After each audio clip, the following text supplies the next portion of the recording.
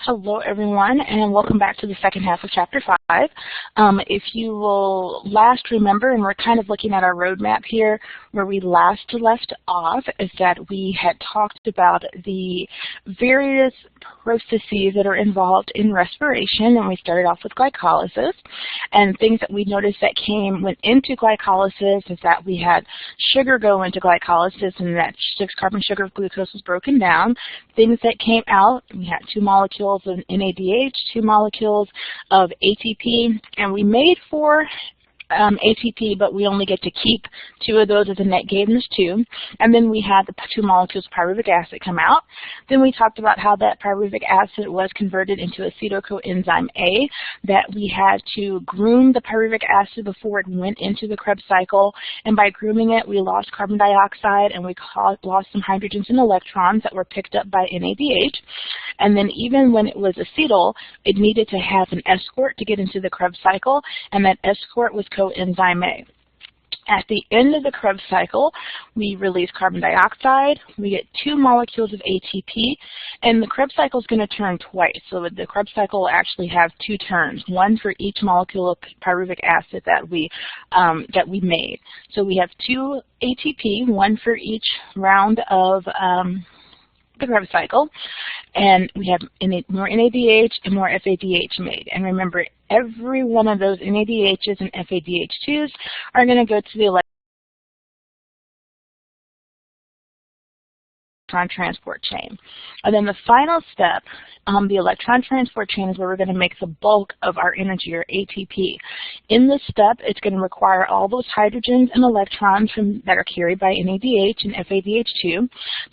Those hydrogens are going to be pumped out of the plasma membrane of the bacteria, and the electrons are going to generate the energy that's responsible for pumping them out in the proton pump. So the electrons are transferred from one proton pump to the next proton pump, and what drives all of this is oxygen. Oxygen is pulling all this for aerobic respiration. And then we have the phosphorylation of ADP into ATP. So this is just kind of a quick overview and rundown of cellular respiration, of aerobic respiration.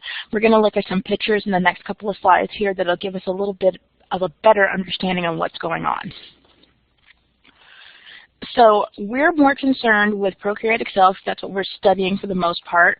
Eukaryotic cells, this whole process happens in the mitochondria, but for prokaryotes, remember, it happens in the plasma membrane.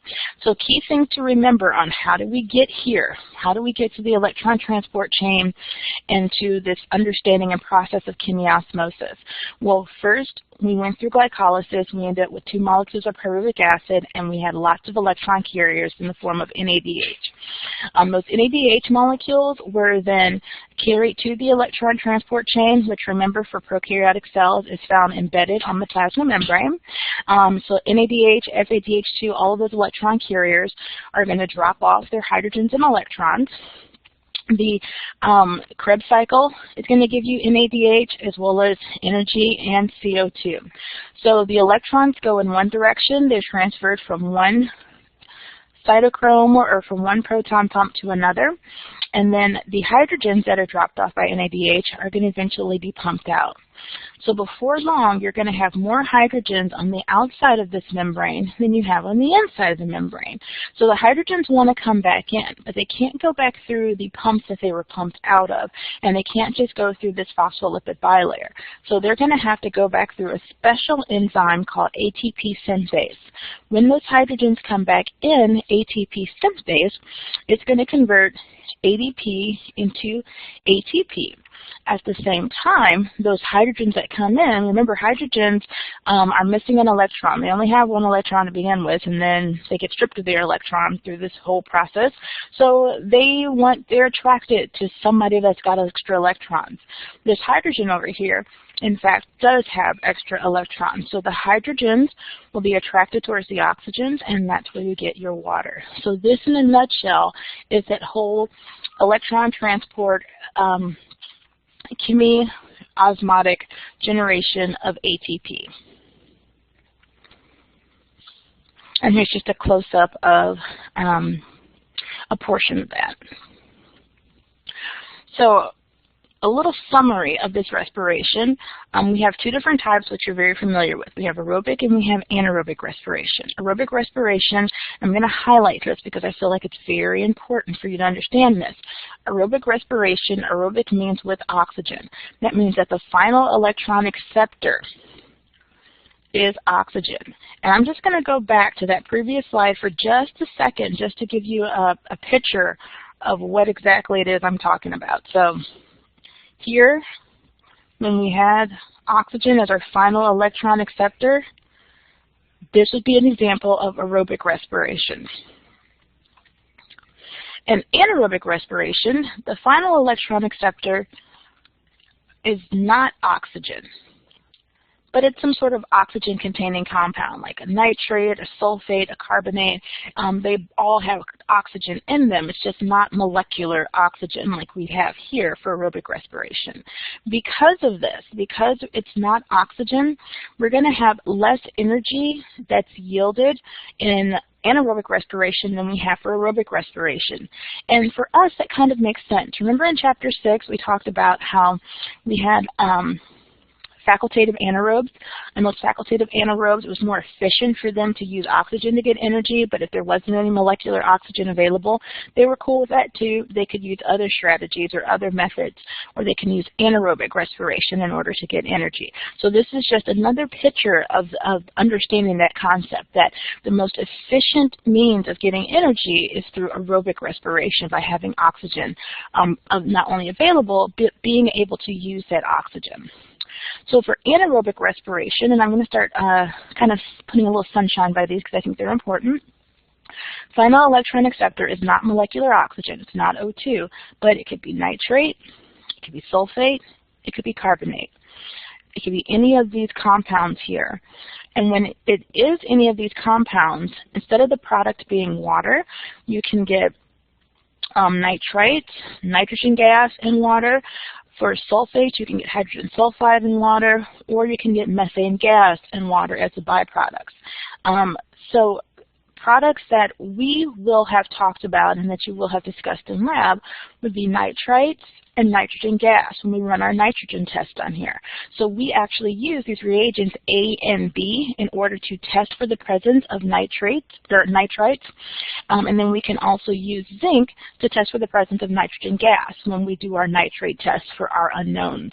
When we look for hydrogen sulfide, when we look for that kind of black indication or the black precipitate, then that is an indication that we have that there is anaerobic respiration that took place in this microbe, and it gave us this byproduct of hydrogen sulfide because this sulfate was the final electron acceptor. So the 3 steps, and really this intermediate step can go with the Krebs cycle. So really there are only 3 steps that we'll refer to. We have glycolysis, we have the Krebs cycle, and then we have the electron transport chain. But remember that this intermediate step was the process of grooming the pyruvate, removing carbon dioxide, getting rid of the hydrogen, turning it into acetyl, and then putting on coenzyme A, and then it was prepared to get into the Krebs cycle. So coenzyme A could then escort it into the Krebs cycle. And once coenzyme A escorts it into the Krebs cycle, we don't really have a need for coenzyme A anymore, so it doesn't go into the Krebs cycle with it. Locations of where we would find these different events happening. If you're a eukaryotic cell, glycolysis and the Krebs cycle, the intermediate step of the Krebs cycle happen in the cytoplasm. The Krebs cycle and the electron transport chain happen in the mitochondrial membrane. For prokaryotes, what we're mostly concerned with is that all of these first steps here, glycolysis, the Krebs cycle, they're going to happen in the cytoplasm, and the electron transport chain happens on the plasma membrane. Now, why is this the case that the electron transport chain happens on the plasma membrane of prokaryotic cells? You guessed it, because prokaryotic cells don't have the mitochondria. So that's one of the jobs of their plasma membrane, is to be the location for the enzymes that are required for respiration.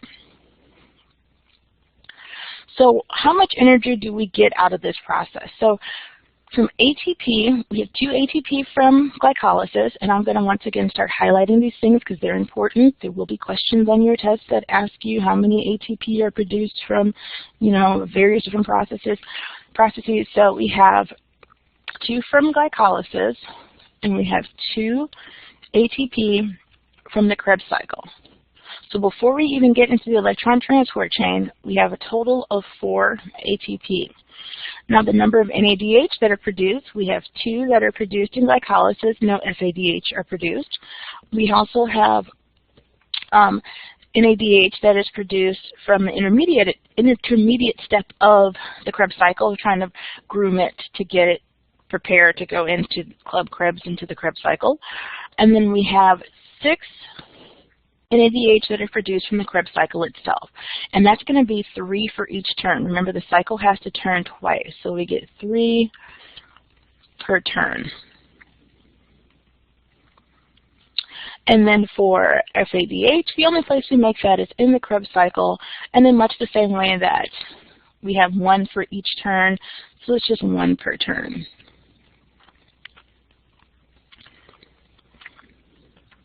And remember, where do all of these NADH and FADH2 go? They go directly to the ETC, the electron transport chain. And that's where we'll make the bulk of our energy.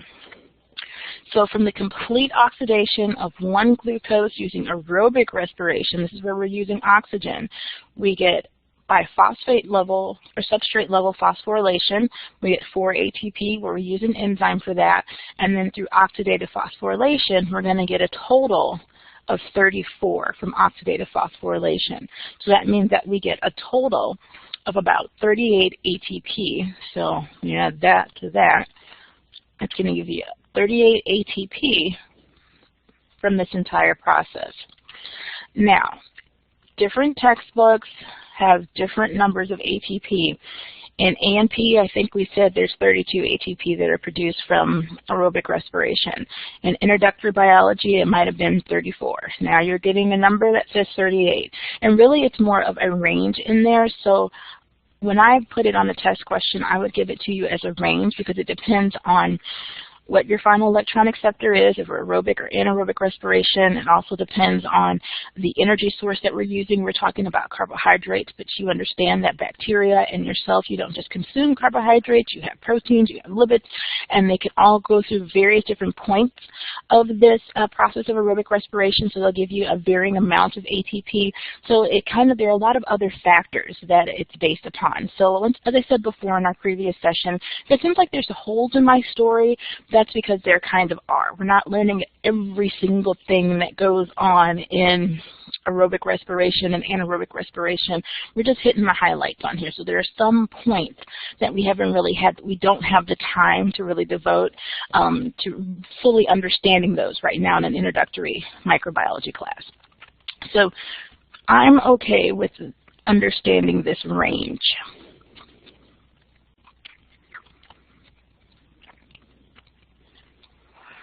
So now on to fermentation, and the way that we kind of discuss fermentation is that we can talk about it in a couple of ways. So we can say it's spoilage of food by microbes. That's kind of a general use of the term fermentation. Any process that produces alcoholic beverages or acidic dairy products, that's another general use for it. Large-scale microbial process occurring with or without air, that's a much more common definition that we use in industry. When we talk about fermentation, we're going to talk about the metabolic process by which microorganisms can gain energy from the foods that they eat, those macromolecules, without the use of oxygen. So that's how we're going to use this term of fermentation. So we're going to have more of the scientific definition of it, where it is the release of energy from the oxidation, and remember, oxidation, oil rig. Oxidation is loss of hydrogen electrons, so it's the oxidation of organic molecules. Doesn't require any oxygen. Very, very important part here.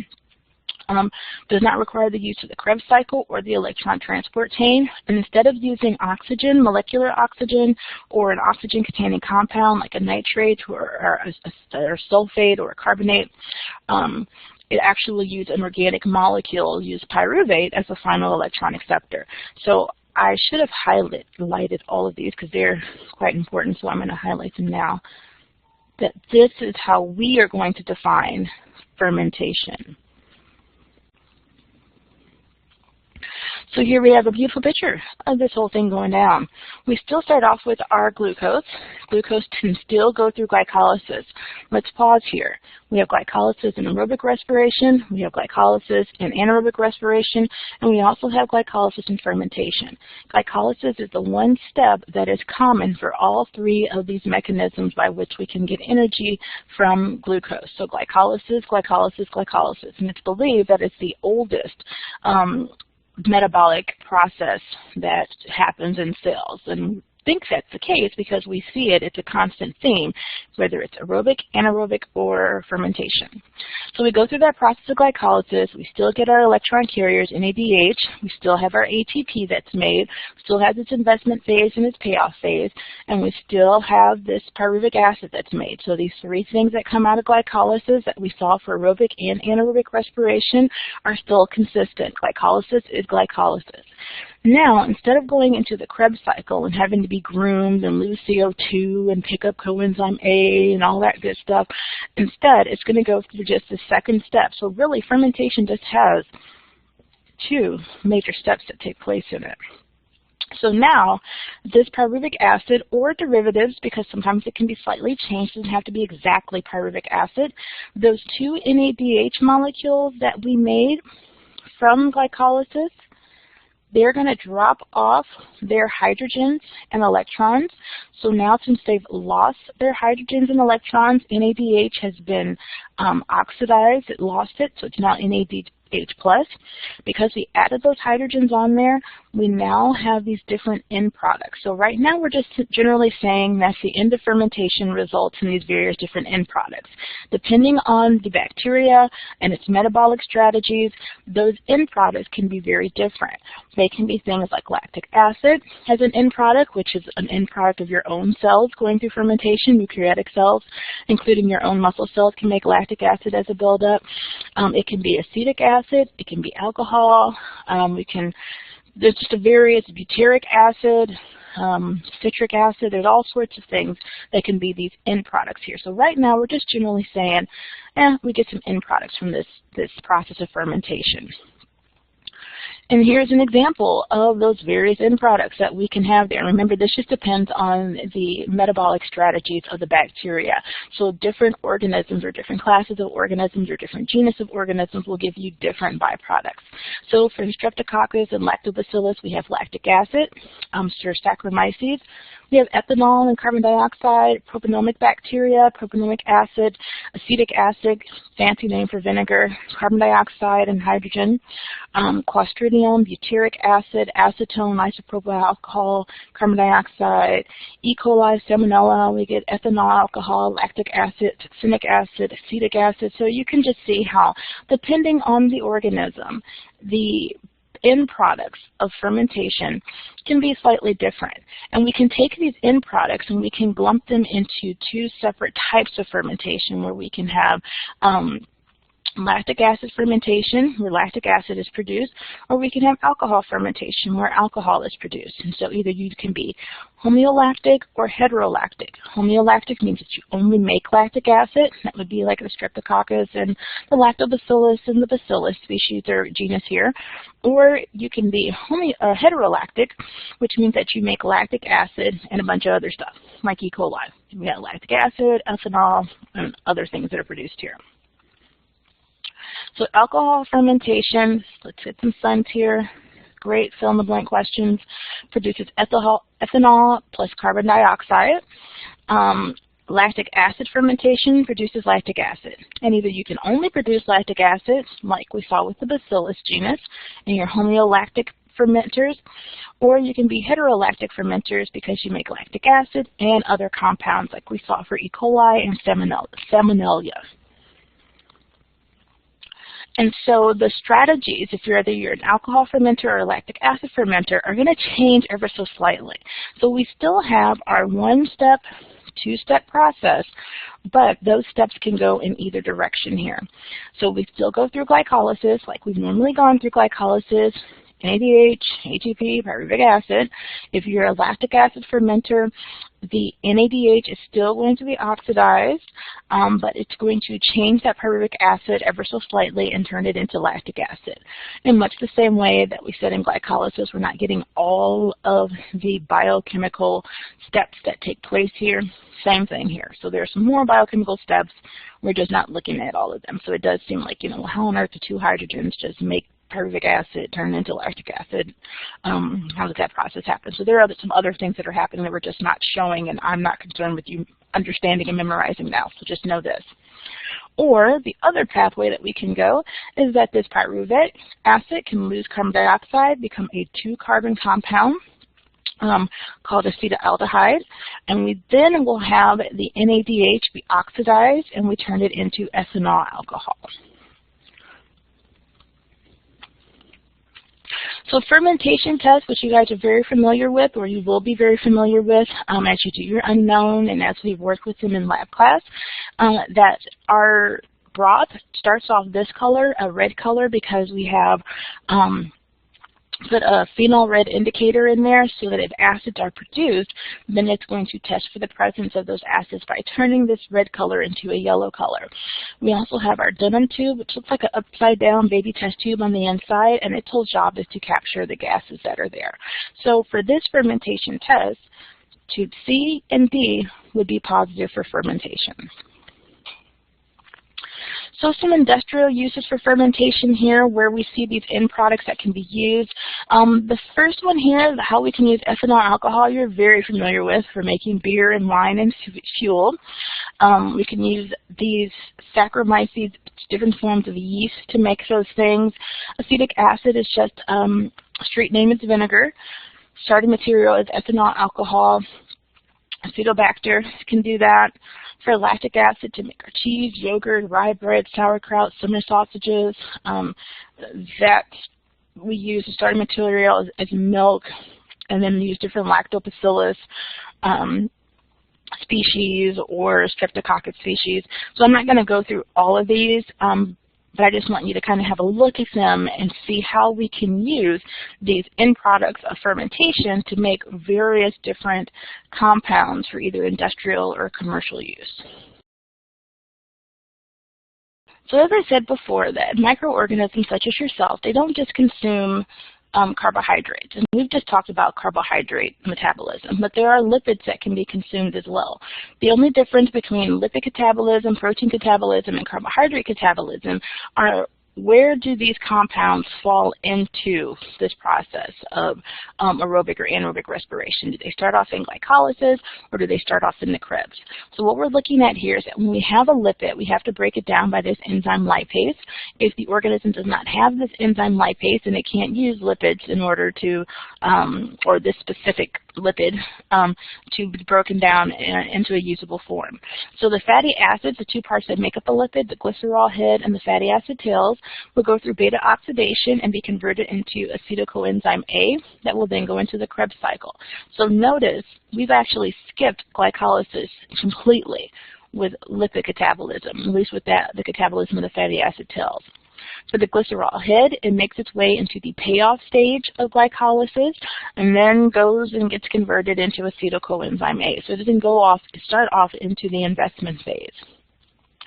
Same thing with proteins. We won't do carbohydrates, we won't do lipids because we talked about those.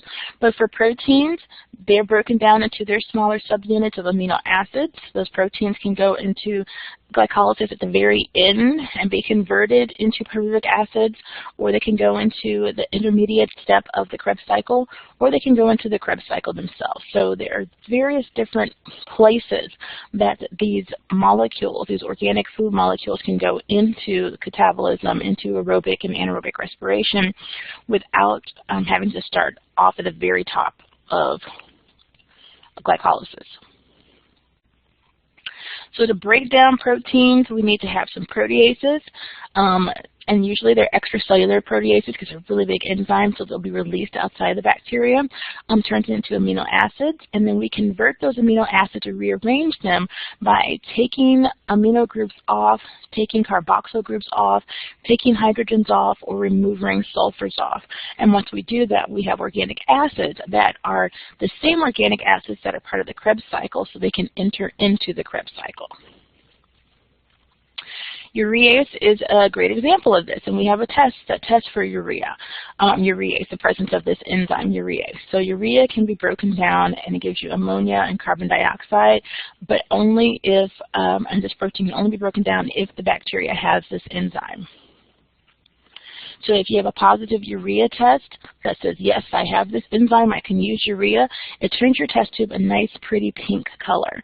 Whereas if it does not, then it stays kind of that yellowish color that we're used to seeing for most of our media. And as you're probably already very intimately understanding, that we can use these different series of biochemical tests to test for the presence of specific types of enzymes or what type of metabolic strategies they use to break down their food, whether it's aerobic metabolism, anaerobic metabolism, giving you a byproduct of hydrogen sulfide or nitrates or nitrogen gas, or if it's giving you acids that are produced for fermentation, so those fermentation tubes. Everything that we're doing for our unknown are just a series of biochemical tests that we are using to identify our bacteria. So a good example of this, and you're very familiar with this, is a little baby dichotomous key here. We have an acid-fast mycobacterium. We look to see if it's slow-growing or rapid-growing. Those are only two options that we have. If it's slow-growing, then we want to do a urease test, or what we call a urea test. Urease just means testing for the presence of urease, that enzyme. It can either be positive or negative. If it's a negative urea, then it's Mycobacterium avium. If it's positive for it, then we have two other microorganisms it can be, Mycobacterium tuberculosis, which affects humans, and Mycobacterium bovis, which is in cows or cattle. So to tease those two out, we'd use a nitrate test. And if it's nitrate positive, Mycobacterium tuberculosis is nitrate negative, it's M. bovis. And I think you guys are pretty familiar with this. I'm not spending a super large amount of time on it. So the last little bit we'll talk about is photosynthesis, because there are some bacteria that are photosynthesizing. Photosynthesis is the conversion of light energy into chemical energy, also known as ATP. It consists of two steps. You have the light-dependent reactions, and you have what we call the light-independent reactions. Light-dependent reactions means that it actually actively uses sunlight to energize electrons, and then the light-independent reactions means it doesn't necessarily directly have to have a light in this step to take place. It's more of carbon fixation, where we can take CO2 that's brought into the cell and fix it into a 6-carbon sugar, or arrange it and put it together as an organic molecule. And we call that process happens through the Calvin-Benson cycle. Or you might have learned it as a sugar factory.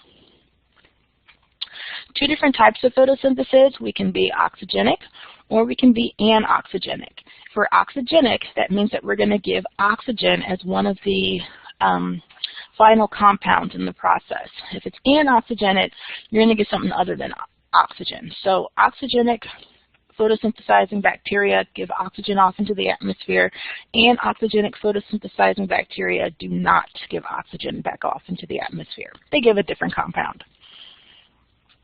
So here is the sugar factory. Remember, for photosynthesis, it's basically the reverse of cellular respiration. Cellular respiration consists of sugar, so it's oxygen, gives you carbon dioxide, water, and ATP. For photosynthesis, we have carbon dioxide plus water, gives you, an ATP goes into that, gives you a sugar, and it gives you oxygen. So it's just a reverse of that formula. And if you're not familiar with those formulas or chemical equations for cellular respiration or photosynthesis, look it up in your textbook, and we'll also talk about them in class together. So we bring in that carbon dioxide, one of the starting materials for photosynthesis, and then we have a series of chemical events. Notice how we have energy coming into this process here and energy coming into this process here. If cellular respiration is a catabolic process, then photosynthesis is an anabolic process. We build things up in photosynthesis, we break things down and get energy out in cellular respiration. We invest energy in photosynthesis. We still have our electron carriers. Both ATP and NADPH were made in the light reactions, and then they go over to this next step, the Calvin-Benson cycle. And as we go through these various different steps, we end up with glucose and other sugars, other organic compounds.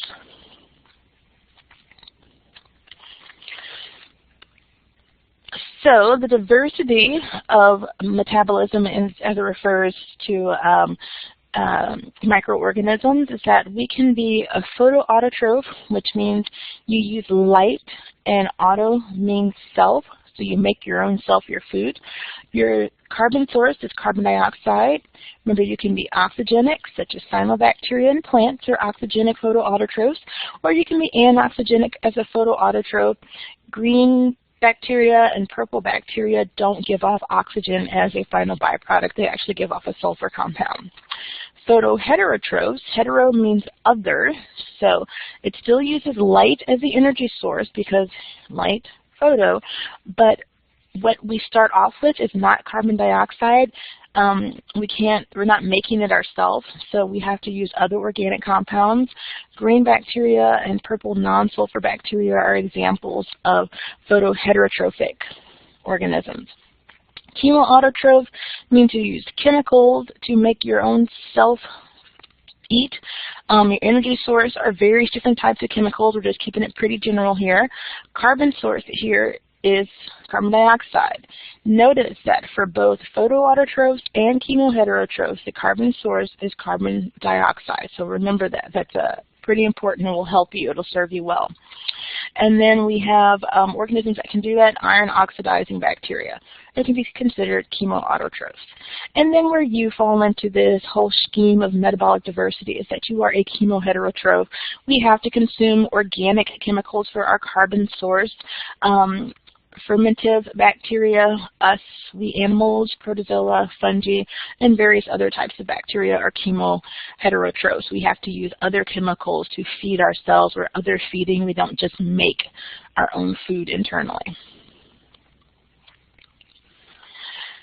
And so here for biosynthesis, this just kind of talks about how we can take the intermediates out of glycolysis, the Krebs cycle, and we can use energy to build them up into things like glycogen for glycogen in bacteria, glycogen in animal cells. We can use it for that as well.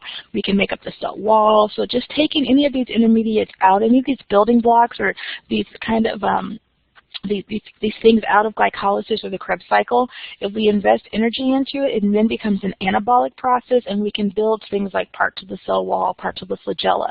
So that's why we said very early on in our first session that metabolism is an integrated process and the sum total of all of these biochemical reactions that are happening in your body. It's not just breaking things down, but it's also building things back up.